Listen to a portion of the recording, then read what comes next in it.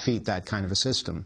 The other thing I would run in such a system is basically a lack of logs. What that means is I wouldn't keep records of who sent me an email, of the correspondence between people, of who accessed a website. Indie Media had something similar years ago where information was demanded of it by the government, and they didn't have the information because they didn't keep logs. If you keep logs, you have a lot of information about the people who visit your site or who email you. You can get their IP, and that leads to their geographic location. You can even get things like the kind of browser they use if they go to your website. But if you don't keep logs, you don't have any of that, and we're not obligated to keep logs. And I think that's something very important in this society where we're basically obsessed with record keeping. We don't have to keep these records. If we run a website and we want to keep it truly anonymous, then we just let people go to it and not keep tabs on who they are or their demographics or anything like that. Information is what's important. And now I want to talk about Adrian Lamo and this questioning you did of him at your conference, you and others. He's the one who dealt with Bradley Manning, who's now in jail. Reading from Wired, Manning's charged with improperly downloading more than 150,000 State Department cables from Cyprinet, where they were accessible through an information-sharing program called Net-Centric Diplomacy. He's charged with leaking more than 50 of them. In his online chats, Manning claimed to have leaked 260,000 cables to WikiLeaks, which he said documented years of secret foreign policy and almost criminal political back dealings, he said.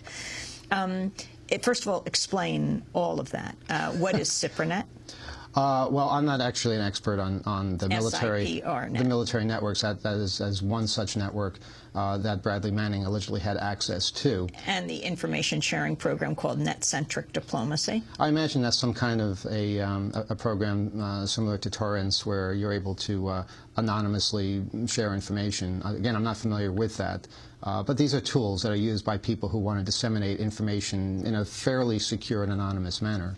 I mean, it's interesting. Here he was in Iraq, and he was downloading, again, he was charged with only leaking 50 cables when you see what he had access to, and most of these were about Afghanistan. Mm-hmm. How does he have access to this trove of hundreds of thousands of documents sitting, an army specialist in Iraq? How does anyone have access to such an enormous amount of information? He said he went in with DVDs or CDs that said things like Lady Gaga on them. He would erase them and download them onto those CDs. It was an incredibly low-tech way of doing things. If this is in fact what happened, he would go in with a CD, pretend to be listening to it. In actuality, he'd be writing to the CD. It's ingenious, the kind of thing that movies are made out of. But the real question here is, how is the military guarding their allegedly secret information? Not very well. If Bradley Manning did in fact have this access and did in fact make use of it, how many other people had this kind of access? Where else might this leak have gotten to if it didn't go to WikiLeaks first? Imagine if Bradley Manning wasn't somebody who supported the United States and democracy. What if he was an enemy agent that leaked this information to some other regime or some terrorist organization? We wouldn't be talking about it now, but they would have that information. The important thing is, when there's bad security, that everybody know there's bad security. When there are cover-ups, everybody needs to know about the cover-ups. That's the way a democratic society works. Emmanuel Goldstein, Adrian Lamo, who he is. Adrian Lamo is an enigma. He's somebody in the hacker community who has received a lot of attention over the years for various things. And this latest escapade is certainly the most controversial of anything he's done in the past. What was he known for in the past? He was known for hacking into the New York Times website, which I guess is kind of a rite of passage for hackers. And what did he do there? I don't think he really did anything other than change some wording on a web page. And we defended him at the time because there was a spate of people being imprisoned for such minor crimes as simply hacking into a web page. We didn't see anything bad about that. And I still don't see anything wrong with that kind of expression, as long as no damage is committed. Adrian has been somebody who's been in touch with a lot of people in the hacker community. He even runs our Facebook group, 2600 Magazine's Facebook group, because it's so decentralized, anybody can really run it. We never really cared. But unfortunately, by doing this, he placed himself in a situation where he was faced with what I believe is an impossible choice.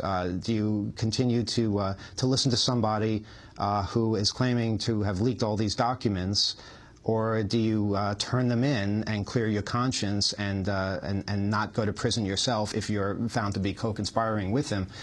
I think Adrian put himself in that situation. I think it was a choice to continue to be in the spotlight by talking to people that were claiming all kinds of things. Keep in mind, we don't even know if Bradley Manning ever gave 260,000 documents to WikiLeaks. Well, he wasn't charged with that. He's charged with 50 cables. Right, which is a big difference. And 50 cables could be completely innocuous. There could be no information of any worth in there whatsoever.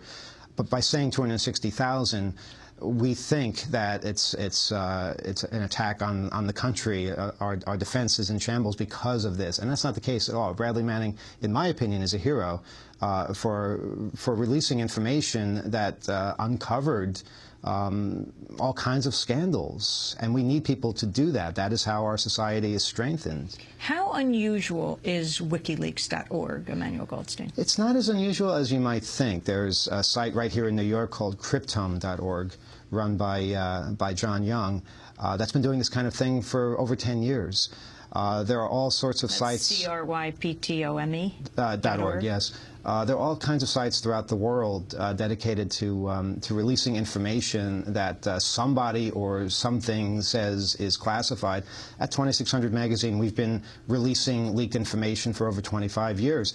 What happens is somebody, like what? Corporate information on computer systems, something that shows how easily vulnerable everything from phone systems to cash registers are in a corporation. And what happens when you do this, you get threatened. You get threatened with lawsuits and all kinds of government action.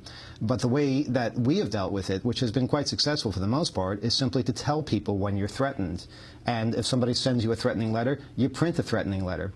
And generally they back off when they realize that this is bad publicity for them and that it's not going to get anywhere and you're going to continue to do what you're doing. I don't know if people realize how many hackers have been imprisoned, have been jailed. Far too many. Hackers are not the threat. We've been saying this for decades. They are the messenger. They are the ones who tell people that, hey, this computer system, this bit of technology, it's not what you think it is. It either has spyware capabilities, it has no security, it's something evil that is being used against people, or it's something good that can be compromised in an evil way. Whatever it is, it's usually something the people that design these things don't want to hear, and they'd rather we shut up. And the best way to shut hackers up is to imprison them.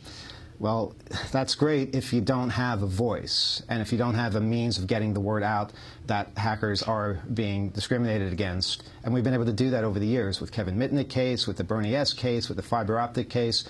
So many more instances of hackers being imprisoned simply because they're giving out information. We only have 15 seconds, but why did you adopt the nom de plume or nom de guerre, however you want to put it, Emmanuel Goldstein? Well, it's interesting. Emmanuel Goldstein in George Orwell's 1984 is seen as the enemy of the people. But I should point out that in the end of the book, I don't want to spoil it for anybody, he is actually a fictitious creation of the government.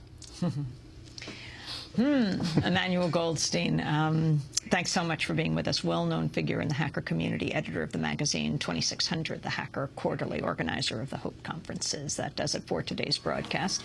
Democracy Now! Is produced by Mike Burke, Sharif Kadus, Aramate, Angela Cummins, Steve Martinez, Nicole Salazar, Hani Massoud, Robbie Karen, Mike DeFilippo, Miguel Noguera, engineers. Special thanks to Elizabeth Press, Julie Crosby. I'm Amy Goodman. Thanks for joining us.